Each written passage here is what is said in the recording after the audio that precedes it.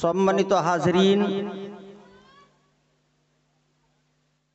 পীরে তরিকত রাহবরে শরিয়ত আমাদের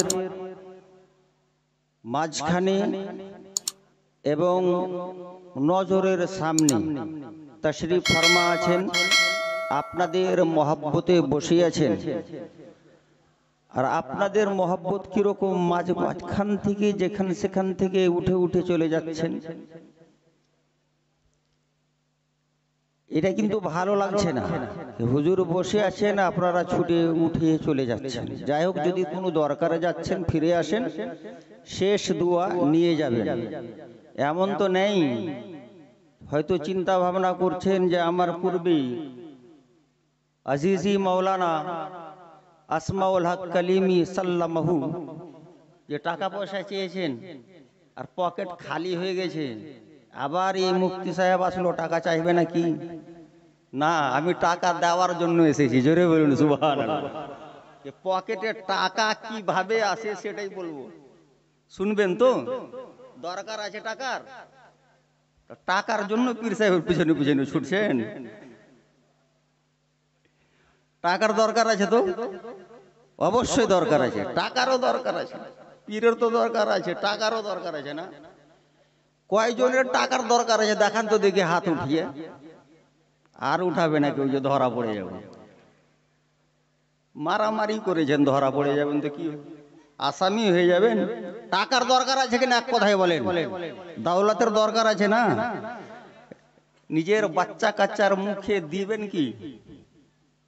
দানার দরকার আছে, তাদের ঔষধের দরকার আছে, দরকার পূরণ করার ব্যাপার আছে। রাহে খোদায় দান করবেন, তখন দরকার পড়ে কি না? তো টাকার দরকার আছে।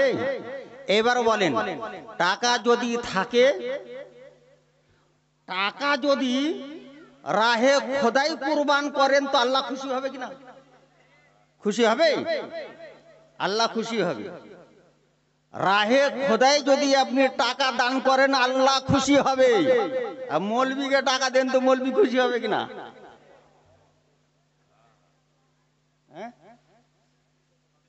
পীরকে যদি নজরানা পেশ করেন, পীর খুশি হবে কিনা?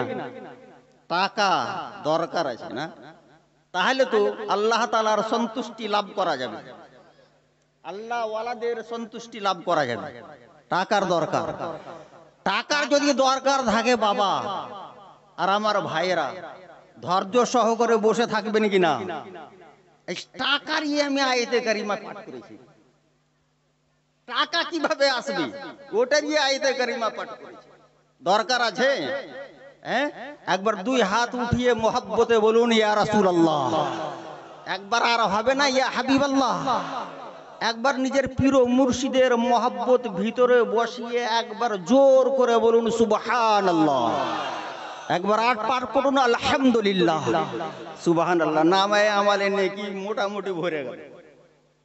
আর যদি পূর্ণ বিশ্বাস থাকে তো পূর্ণটাই ফুল হয়ে গেল। একটা আঙ্গুঠি কে দিয়েছে রে ভাই? এত ছোট আঙ্গুঠি আমার আঙ্গুলে হবে? এটা তো হবে না। বোধহয় মসজিদে দান করেছে, কোন মসজিদে দান করেছে। ঠিক আছে, হয়তো ভেবেছে মহানা আসমালি উঠলো নাকি। যাই হোক, এই মহাব্বতে দেখেন পকেটে টাকা ছিল না, এই আঙ্গুঠি দিয়েছে। আর আঙ্গুঠিতে ফির নকশা কিসের আছে? দিল। এ দেখেন, এই আঙ্গুঠি দেয়নি, গোটা দিল উঠিয়ে দিয়ে দিয়েছে। যাই হোক আলহামদুলিল্লাহ। এটা মসজিদের, এটা আপনাদের মহব্বত একবারে চাপ্পা হয়ে বসে আছেন। আর এমন ভাবে বসে আছেন, যদি একটার মাথা ধরে উঠানো যায় তো গোটা মাজমাই উঠে যাবে, এত সুন্দর ভাবে বসে আছেন। আর হুজুরও বসে আছেন, তাই না? হুজুর আপনাদেরকে ভালোবাসেন কিনা? বাসেন? হাত উঠিয়ে দেখাবেন। মাশাআল্লাহ, হুজুর আপনাদেরকে ভালোবাসেন। এত বেশি ভালোবাসেন না যে যেমন মাহবুবে এলাহি বলেছিলেন নিজের মুরিদ আমিরে খুসরু সম্পর্কে। কি বলেছিলেন? ওসিয়ত করেছিলেন। ওসিয়ত করেছিলেন কি? যে मेरे इंतकाल के बाद अमीर खुसरू को मेरी कब्र के पास मत लाना। मेरी कब्र के पास मत लाना, आने मत देना, मेरे मजार के पास आने मत देना, वरना तो मैं मजार शरीफ के अंदर से बाहर आने पर मजबूर हो जाऊंगा। अंदर से बाहर आने पर मजबूर हो जाऊंगा। मोहब्बत কতটা ছিল পীর ও মুর্শিদের মুরিদের সঙ্গে, মাহবুবে ইলাহির মুরিদের সঙ্গে, তাই না? ওই মাইকাদা, হ্যাঁ, আর ওই খাজানা চাবি আমাদের আপনাদের পীর ও মুর্শিদের কাছেই আছে, তাই না? এত বেশি মোহাব্বত দেখেন নাকি হুজুরও বলতে বাধ্য হন যে হুজুর মাহবুবে ইলাহি যেটা বলেছিলেন যে মেরে মাজার করিব মত আনে দেনা। হয় না এমন সবাই? আপনাদের মোহাব্বত দেখে হুজুর কিন্তু খুব স্পিডে ভাগে, দেখা গেছে রাস্তাতে, দেখা গেছে রাস্তাতে। আর আমার মতো মৌলবি, আমার সঙ্গে লম্বা বোধহয় কেউ নাই স্টেজ, আর কালিয়া যখন কোনো মৌলবিও নাই মনে হয়। তো আপনাদের মোহাব্বত আর এমন ভাগছেন যে পা কোথায় পড়ছে আর বোঝা যায় না। আমি ভয়ে ভাগছি যে আমাকে না দোলে দেয়। এই অবস্থা। যাই হোক, আল্লাহ তাবারক ওয়া তাআলা আপনার এই মোহাব্বতকে যেন কায়েম রাখে, আর এই মোহাব্বতের সাদকায় যেন আল্লাহ রাব্বুল আলামিন আমাদেরকে আযাব থেকে বাঁচিয়ে নেয়। জোরে বলুন আল্লাহুম্মা আমিন। এইটি মোহাব্বত কিন্তু কার্যকরী। শুনেন, আমি দু চারটি কথা বলবো, বেশি বলবো না। ওয়াজ করে করে আমিও থকে গেছি, টনসিলের মতো ব্যথা হয়ে গেছে গলাতে। আমি থকে গেছি, কিন্তু আমার হুজুর থাকেননি। জোরে বলুন সুবহানাল্লাহ। আর হুজুর বসে আছেন তো মনে হচ্ছে ব্যাটারি আমার চার্জ হতে আছে, ঠিক কিনা? তাহলে মোহাব্বতে বসে থাকুন। আয়াতে কারিমা পাঠ করেছি, ইয়া আইয়ুহাল্লাযীনা আমানুযকুরুল্লাহা যিকরান কাসীরা। ए ईमान वालों, अल्लाह को खूब खूब याद करो। वसब्बिहूहु बुकरतन व असीला, और सुबह शाम उसकी तस्बीह बयान करो। हुवल्लज़ी युसल्ली अलैकुम व मलाइकतुहु, वही जात है जो तुम पर दरूद पढ़ेगा और उसके फरिश्ते भी दरूद पढ़ेंगे। मचल के बोलो सुभान अल्लाह। আল্লাহ তাআলার জিক্র আজকার করলে আল্লাহ বান্দার প্রতি দরুদে পাক পাঠ করে। আর নিজে একাই শুধু দরুদে পাক পাঠ করেন না, বরং ফেরেশতা মণ্ডলী সহকারে দরুদে পাক পাঠ করেন। জোরে বলুন সুবহানাল্লাহ। ফেরেশতা মণ্ডলীরাও দরুদে পাক পাঠ করেন। তো আল্লাহ তাআলা দরুদে পাক পাঠ করেন কি এটা আপনারা জানেন? আল্লাহ দরুদ পাঠ করেন। আমরা এই পড়ছি আল্লাহুম্মা সাল্লি আলা মুহাম্মদ, না, আল্লাহ দরুদ পাঠ করেন না। তাহলে অর্থ কি? আল্লাহ তাআলা রহমত নাজিল করেন। জোরে বলুন সুবহানাল্লাহ। আল্লাহ তাআলা রহমত নাজিল করেন, আর ফেরেশতা বান্দার প্রতি দরুদ পাঠ করেন। এর মানে কি? ফেরেশতা দরুদ পাঠকারী এবং জিক্র আজকার করনে ওয়ালার জন্য দুআয়ে মাগফিরাত করেন। জোরে বলুন সুবহানাল্লাহ। দুআয়ে মাগফিরাত করেন।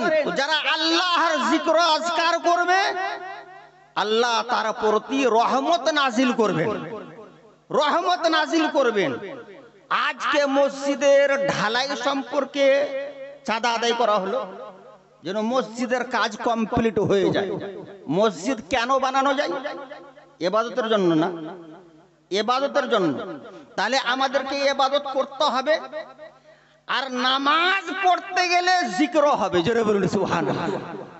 নামাজ পড়তে গেলে আল্লাহ তাবারক ওয়া তাআলার জিক্র করা হবে। আর নামাজ এমনই ইবাদত, সমস্ত রকমের ইবাদত নামাজের মধ্যে রয়েছে। জোরে বলুন সুবহানাল্লাহ। বিরাদরানি ইসলাম, 51 আয়াতে কারিমায় ইরশাদ করেছেন রব্বুল আলামিন, ফাজকুরুনি আযকুরুকুম। তোমরা আমার জিকির করো, আমি তোমাদের জিকির করব। জোরে বলুন সুবহানাল্লাহ। এর মানে কি? তুমি আমার জিকির করো, আমি তোমার চর্চা করব। রব্বুল আলামিন ইরশাদ করছেন, এর মানে হচ্ছে তোমরা আমার দরবারে তওবা করো আর পড়ো আস্তাগফিরুল্লাহ রাব্বি মিন কুল্লি যামবি ওয়া আতুবু ইলাইহি, আল্লাহর কাছে মাগফিরাত চাও। আযকুরুকুম, আমি তোমার চর্চা করব, এর মানে হচ্ছে আমি তোমার তওবা কবুল করব। জোরে বলুন সুবহানাল্লাহ। একটা অর্থ এই, আর দ্বিতীয় অর্থ হচ্ছে কি, ফাজকুরুনি আযকুরুকুম, তোমরা আমাকে স্মরণ করো, আমি তোমাদেরকে স্মরণ করব। এর মানে হচ্ছে তোমরা অপরের প্রতি ইহসান করো, পর উপকারী করো, তাহলে আমি তোমাদেরকে স্মরণ করব, তোমাদেরকে স্মরণ করব। এক অর্থ এটা হচ্ছে বিরাদরানে ইসলাম। এইভাবে যদি তাফসীর এবং ব্যাখ্যা করা যায়, অনেক ব্যাখ্যা রয়েছে বিরাদরানে ইসলাম। আমি একটাই কথা বলবো সংক্ষেপে, যে আল্লাহ রাব্বুল আলামিন আহকামুল হাকিমিন ইরশাদ করছেন ফাজকুরুনি আযকুরুকুম, তোমরা আমার জিকির করো, আমি তোমাদের চর্চা করব। অর্থাৎ তোমরা আমার দরবারে তওবা করো, তোমাদের তওবা আমি কবুল করব। জোরে বলুন সুবহানাল্লাহ। আমরা জীবনে জানি না কত গুনাহ খাতা করেছি, আমরা জানি না তোমার দরবারে কি ব্যাপার, এরকম মনে হচ্ছে গো, তোমার দরবারে কত গুনাহ খাতা করেছি মাওলা। আজকে বড় দরবার পেয়েছি, আল্লাহর দরবারে তওবা করব, মুকদ্দাস হস্তিকে সামনে রেখে তওবা করব, মুকদ্দাস হস্তির হাতে হাত রেখে তওবা করব। তো একবারে পূর্ণ আশা আল্লাহর রহমত হতে আল্লাহ পাক আমাদের তওবা কবুল করবেন। জোরে বলুন সুবহানাল্লাহ। তাই না? হ্যাঁ, এটাই তো। এই জন্য আশিকে সাদিক বলছে, জলওয়াगर है तेरी सूरत में जमाले किबरिया, जलवागर है तेरी सूरत में जमाले किबरिया, तेरा पूजने वाला अल्लाह वाला हो गया, तेरा पूजने वाला अल्लाह वाला हो गया, इश्के मजनू रफ्ता रफ्ता हुस्ने लैला हो गया, इश्के आशिक बढ़ते बढ़ते हुस्ने यक्ता हो गया, हुस्ने यक्ता हो गया। अजीजाने गिरामी मुअज्जज हाजरीन, आज मुकद्दस हस्ती আমরা পেয়েছি, আলে নবী আওলাদে আলীকে পেয়েছি। উনার মুকদ্দস হাতে হাত দিয়ে বিগত জীবনের সমস্ত গুনাহ থেকে তওবা করব, তাই না? যদি আমাদের গুনাহে কবিরা থাকে, তাহলে তো গুনাহে কবিরা থেকে তওবা করা ফরজ আছে কি না? তওবা করা ফরজ। আর বাইআতে মুরিদ হওয়াতে কি হয়? গুনাহ থেকে তওবা। তো জোরে বলুন সুবহানাল্লাহ। গুনাহ থেকে তওবা বিরাদরানে ইসলাম। তো কারো উপরে হয়তো তওবা ওয়াজিব, কারো উপরে ফরজ, কারো উপরে সুন্নাত, কারো উপরে মুস্তাহাব। এই ধরনের লোক তো আমরা আছি, মাঝে মাঝে আছি না? অসম্ভব কিছু না, সব রকমের লোক হতে পারে। ব্রাদার, আজকে সুন্দর সুযোগ আছে, আর আল্লাহ পাক ইরশাদ করছেন তুবু ইলাল্লাহি জামিআ, তোমরা আল্লাহর দরবারে সকলে মিলে জুলে তওবা করো। জোরে বলুন সুবহানাল্লাহ।